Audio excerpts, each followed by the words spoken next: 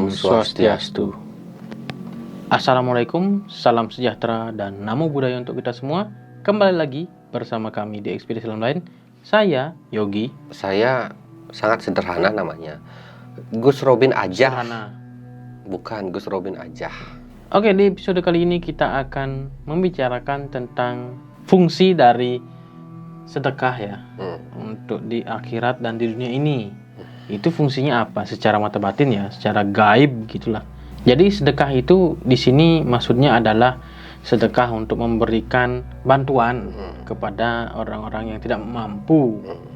Contohnya seperti memberikan pangan gitu ya, biasanya ke orang yang tidak mampu, atau memberikan sejumlah bantuan berupa uang mungkin ke orang yang tidak mampu, bisa ke panti jompo gitu memberikan sandang pangan ataupun uang tunai, atau ke yatim piatu begitu ya. Yatim piatu, duafa dan lain. Ya seperti yang kita tahu ya, kalau kita memberikan seperti itu pastilah ada pahala baik yang akan datang gitu ya, ke kita. Jadi itu seperti bagaimana gitu. Fungsinya itu apa sih sebenarnya? Iya, di dunia nyata dan akhirat. Sebenarnya ya saya sudah pernah bahas kemarin, kalau di hari raya masing-masing agamanya kita bersedekah itu dikalikan 10 sampai 100 kali lipat ya. Bahkan ada yang 1000 kali lipat dikalikannya.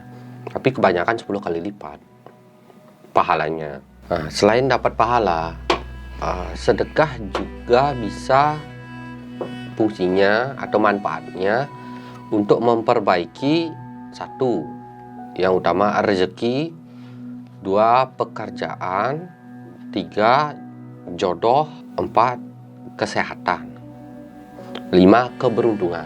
Kan ada orang yang terus sial itu, sial banget hidup saya gitu. Coba siapa tahu kalian bermanfaat dengan apa yang saya katakan sekarang. Saya sempat melakukan eksperimen. Mungkin sudah lebih dari 10 kali saya donasi atau sedekah, entah lewat aplikasi media sosial ataukah dengan saudara terdekat. Contoh, saya sedekah 100.000. Saya nggak nyampe sebulan dapat rezeki 1 juta. Ini contoh ya. Contoh aja. Tapi bertahap ya. Tidak langsung dia. Kadang-kadang kita bertahap dapatnya bertahap. Terkadang sedekah itu juga bisa memperbaiki rumah tangga. Nah, terjadinya lebih harmonis kehidupannya. Itu kalau seperti pandangan gaib nih, kalau orang misalkan secara nyata misalkan kan orang memberikan uang atau bantuan berupa pangan gitulah ke panti jompo gitu misalkan. Kalau secara gaib itu apa yang terjadi, Gus Robin? Secara gaib itu ini ikhlas ya, tentunya ini dengan ikhlas gitu. Kalau Gus Robin lihat secara mata batin itu apa yang terjadi di gaibnya? Kalau orang melakukan sedekah itu ada malaikat khusus yang akan muncul di samping kita yang berbentuk laki atau wanita. Sesuai dengan jenis kelamin kita. Kalau kita laki-laki, dia akan muncul seperti laki-laki yang malaikatnya ini bercahaya. Wajahnya bercahaya. Ini serba putih. Pakaiannya putih. Tapi cahayanya ini seperti sinar matahari keemasan. Memancarkan keemasan. Nah, malaikat ini jumlahnya tak terbatas sesuai jumlah manusia. 7 miliar. Iya. Jadi malaikat ini tak terbatas jumlahnya. Katanya malaikat ini tidak terikat dengan dewa, dewi atau malaikat lainnya. Tidak terikat aturan di akhirat. Dia punya catatan tersendiri. Tuh. Nah, ketika malaikat tersebut mencatat dan di bukunya yang otomatis mencatat tersebut di bukunya, dia akan kembali ke akhirat dan otomatis bisa menambah takdir orang. contoh menambah rezekinya apa. Katanya malaikat ini hanya Tuhan pengendalinya. Salah satu malaikat yang tidak bisa diatur oleh akhirat. Dia hampir yang mengatur akhirat, yang menambahkan takdir khusus untuk sedekah. Apa yang dilakukannya? Mencatat atau hanya menonton saja? Hanya melihat saja? Ketika dia datang ke akhirat, di akhirat itu dia akan datang ke buku takdir. Oh, ini sudah di akhirat dia? Ya, dia akan ada di akhirat seperti ada sebuah perpustakaan yang ketika dibuka bukunya, jika kita sendiri yang bukan malaikat, bukan utusan Tuhan atau malaikat, itu tidak bisa membacanya. Buku kosong gitu, nggak isi apa gitu. Kosong, nggak isi garis, nggak isi apa, putih aja. Tapi ketika orang yang bertugas, malaikat atau apapun namanya, bisa melihatnya, itu yang bisa memasuki itu buku catatan takdir itu hanyalah satu, malaikat kelahiran, malaikat kematian, malaikat sedekah. Oh, namanya ini malaikat sedekah ya?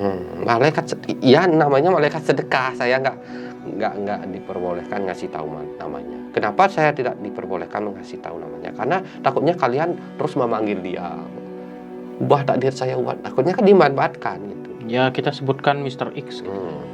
Oh, jadi dia waktu ini misalkan nih orang memberikan malaikat sedekah, itu gitu. Tahu nggak seperti apa? Kalau orang yang punya mata batin tinggi bisa melihat wajahnya.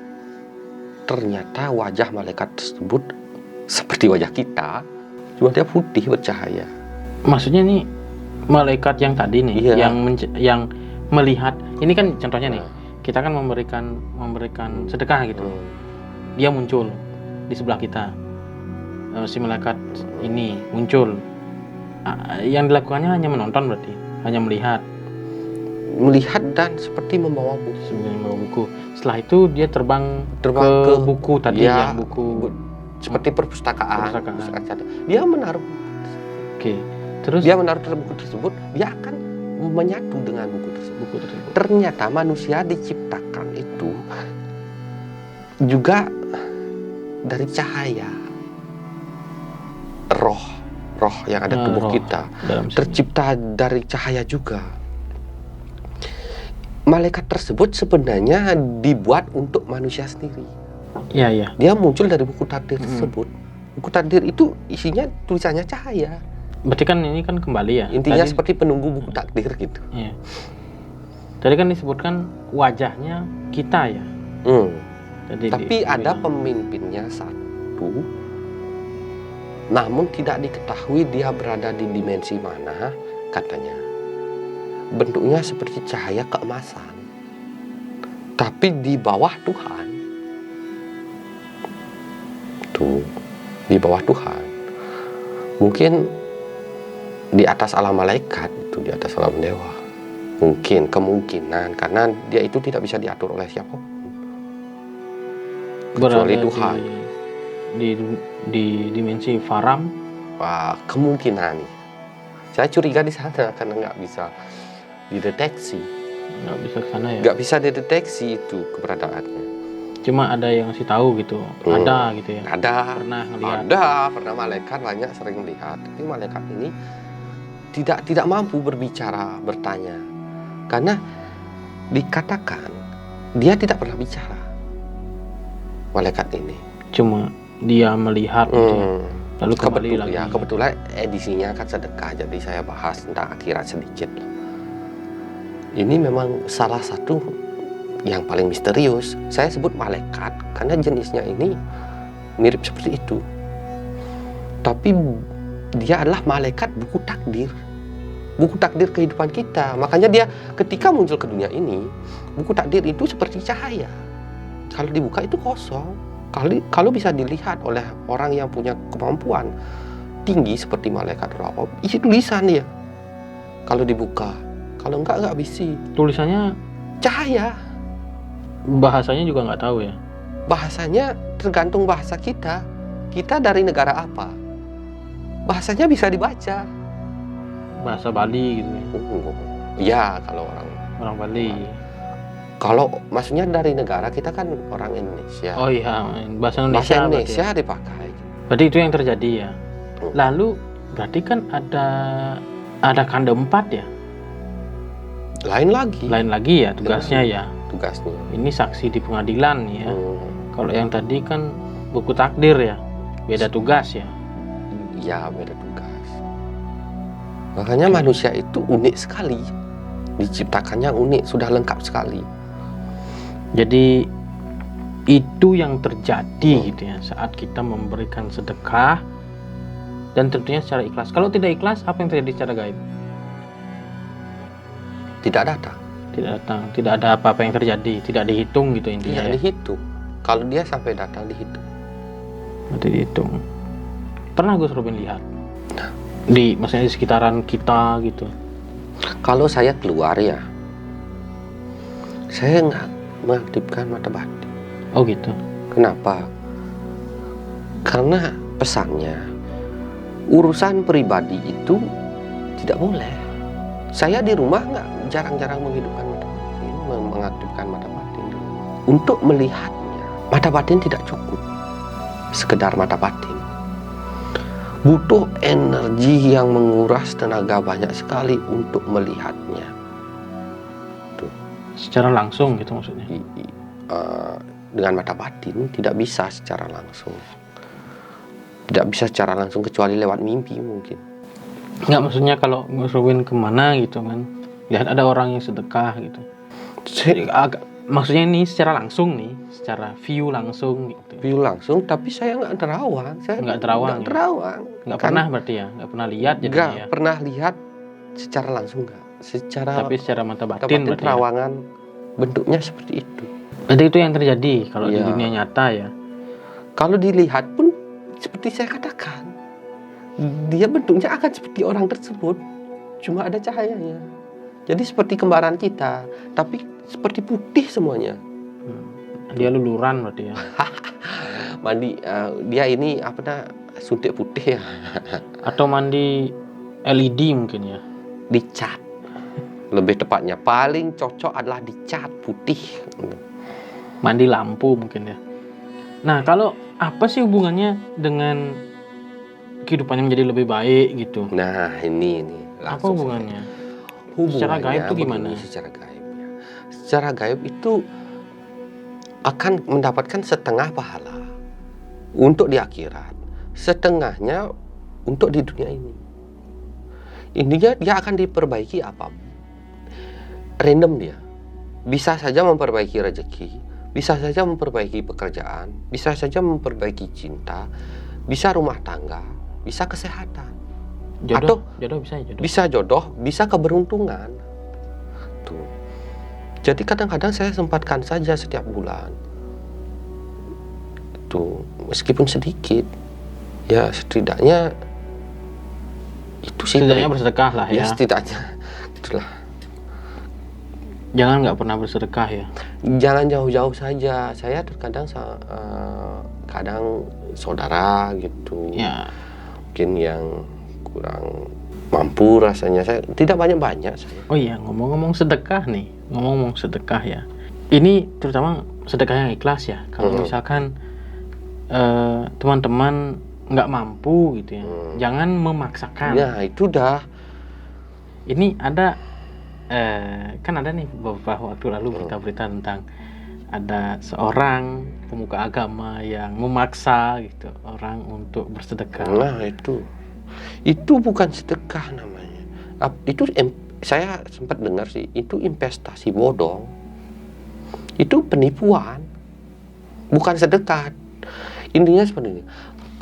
Menggunakan nama sedekah, donasi, atau menggunakan nama agama untuk menjerat orang tertarik, itu namanya bukan sedekah, tapi tepatnya penipuan yang berkedok sedekah. Tapi tahu kan biasanya. Oh tahu banget. Oh, tahu. Kita nggak usah nyebutin merek ya. Well, itu kan yang terjadi ya beberapa waktu lalu kan ramai kan. Kan lagi ngomongin sedekah soalnya. Berarti kan hasilnya setengah-setengah ya Gus Rupinya. Setengah diberikan di dunia nyata, setengah di akhirat gitulah ya. Dibawa ke pengadilan gitu lah. Bisa setengah untuk akhirat, untuk dunianya setengah, bisa 100% untuk dunia, bisa 100% untuk akhirat. Jadi ini tidak pasti, random. Ya, tergantung takdir ya. Random maaf ya. Tergantung takdir. Soalnya ini memang sulit diungkap. Ya, berarti kan tergantung takdir ya. Soalnya bisa untuk disiapkan di kehidupan selanjutnya atau untuk dia nikmati di akhirat gitu kan. Nah, lantas kalau yang akhirat gimana Gus Rubin? Manfaatnya untuk akhirat? Kalau di akhirat, ya jelas untuk menebus dosa, bisa mendapatkan surga, bisa lebih tinggi ke tingkatan tertentu.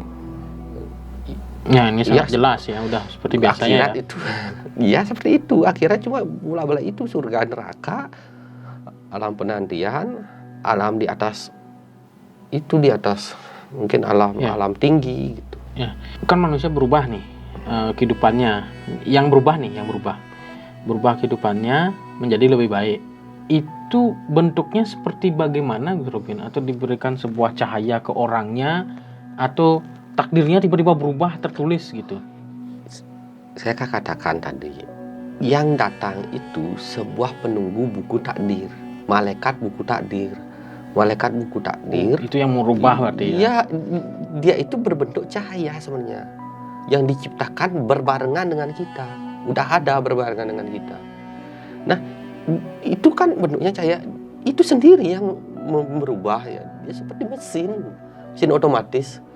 mesin otomatis, makanya tidak bisa diajak bicara. Ya, seperti transmitter berarti. Iya, otomatis datang untuk pergi.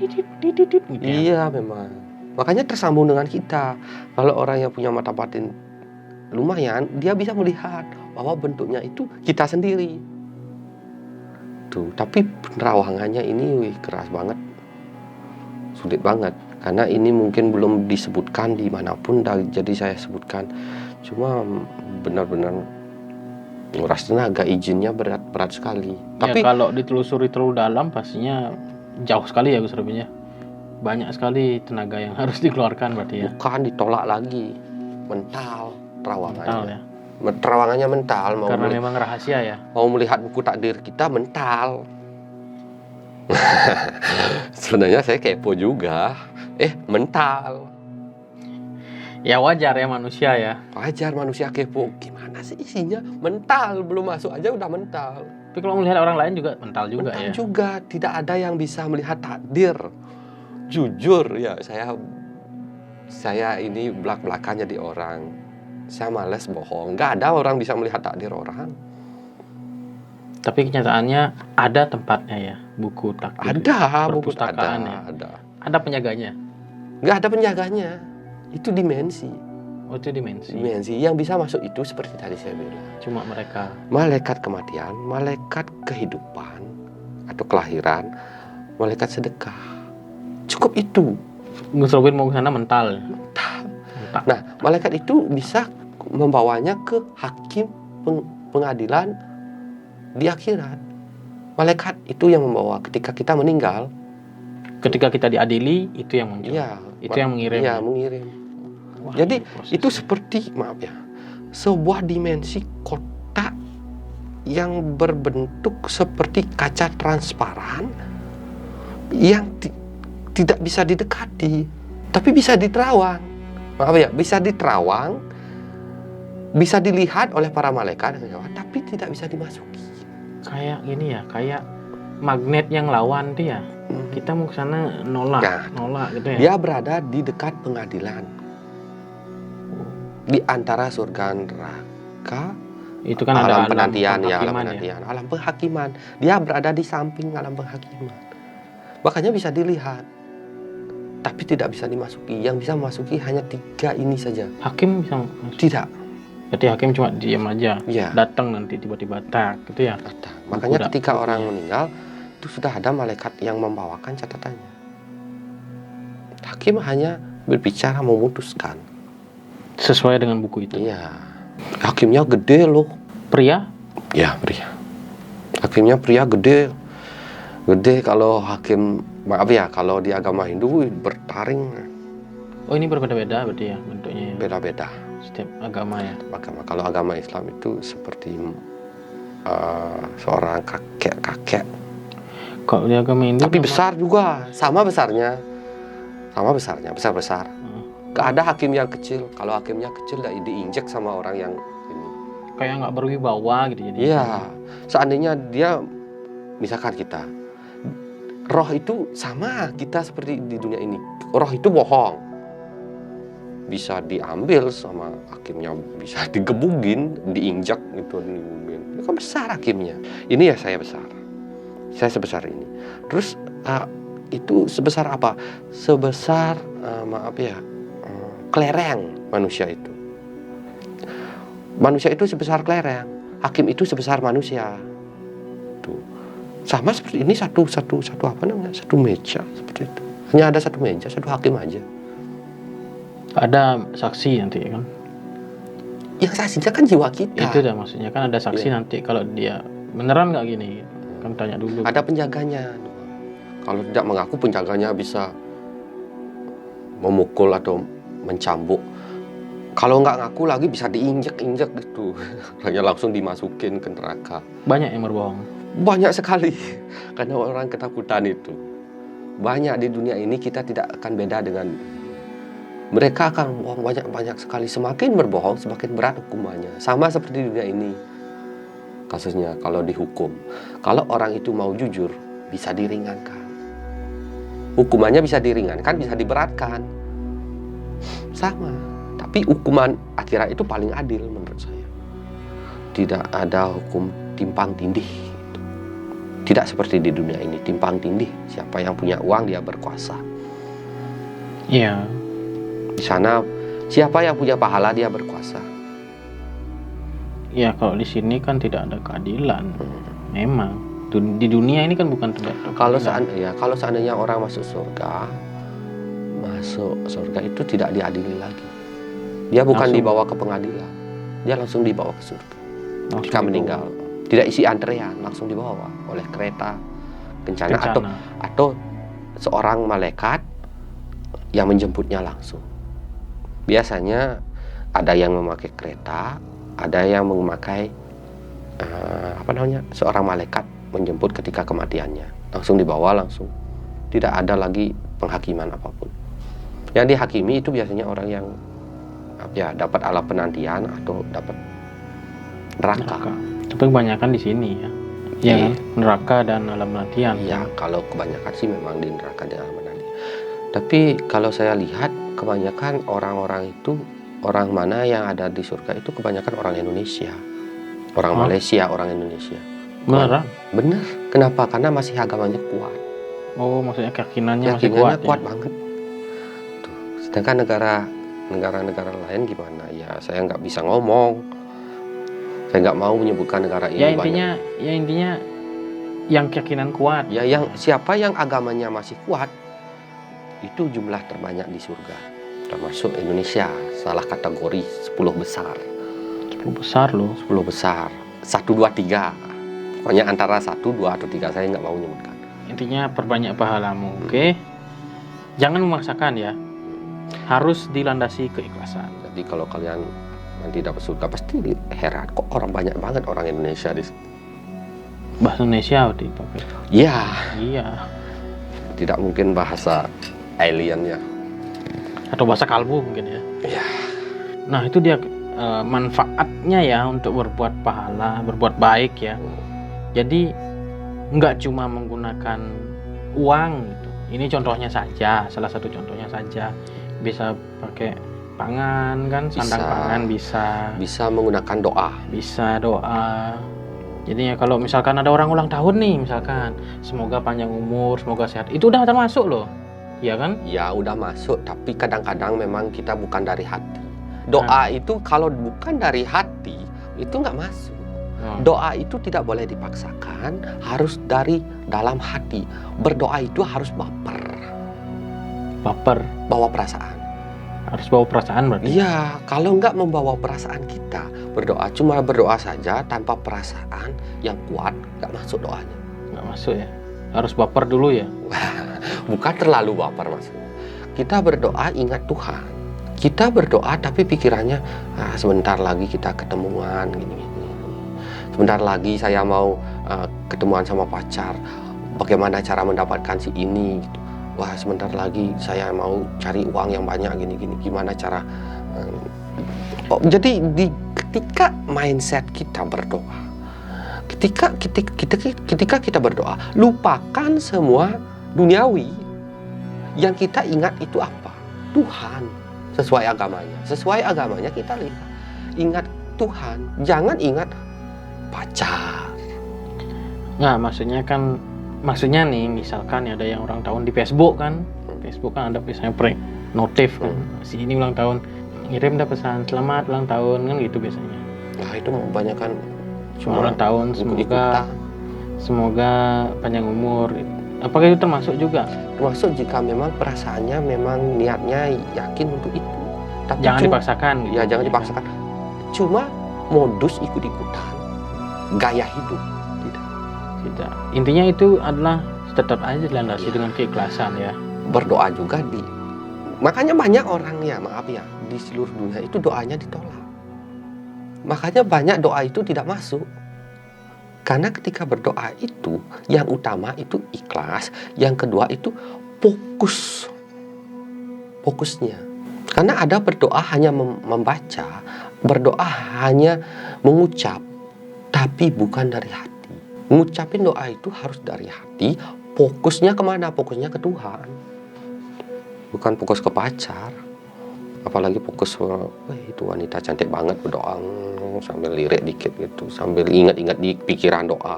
Berdoa bibir itu berdoa, tapi pikirannya nggak nyampe ke sana. Yang kita doakan kan si wanita itu, yang kita doakan kan uang, kadang-kadang mikir uang. Jadi kita berdoa ke Tuhan, tidak. Itu berdoa kepada mereka. Ke uang gitu ya. Ke uang atau ke wanita atau pria yang gagah atau wanita yang cantik. Pasti masalahnya duniawi bolak-balik itu aja. Berarti ada tambahan lagi nih. Selain ikhlas, ya harus fokus kok doa ya. Ya kan? Kalian pasti banyak, maaf ya, bukan saya meremehkan, banyak orang yang ditolak doanya. Iya. Pasti, saya yakin pasti. Sadar diri aja gitu. Well, selain ikhlas harus fokus juga. Ini untuk berdoa ya. Tapi kalau untuk sedekah itu ada banyak ya, bukan hanya dengan uang gitulah ya. Intinya ikhlas itu bersedekah. Dengan membantu, contoh kerja bakti atau membantu yang orang-orang nggak mampu atau gini dengan tenaga, membantu membangun tempat suci, itu membantu menggalang dana donasi. Atau hal yang paling kecil deh, buat orang ketawa gitu misalkan. Ya. Ya kan? Iya. Seperti yang berapa kali Gus Robin sebutin. Bisa. Buat orang ketawa, tapi ketawa bukan mengejek ya. Bukan. Ya. Ketawa yang dari hati ya. Membuat orang ketawa kecuali prank atau yang lainnya. Saya benci banget. Ketawa dari hati itu gimana? Ketawa dari hati. Gimana? Kan harus dari hati kan. Gimana ya ketawanya dari hati? Wah.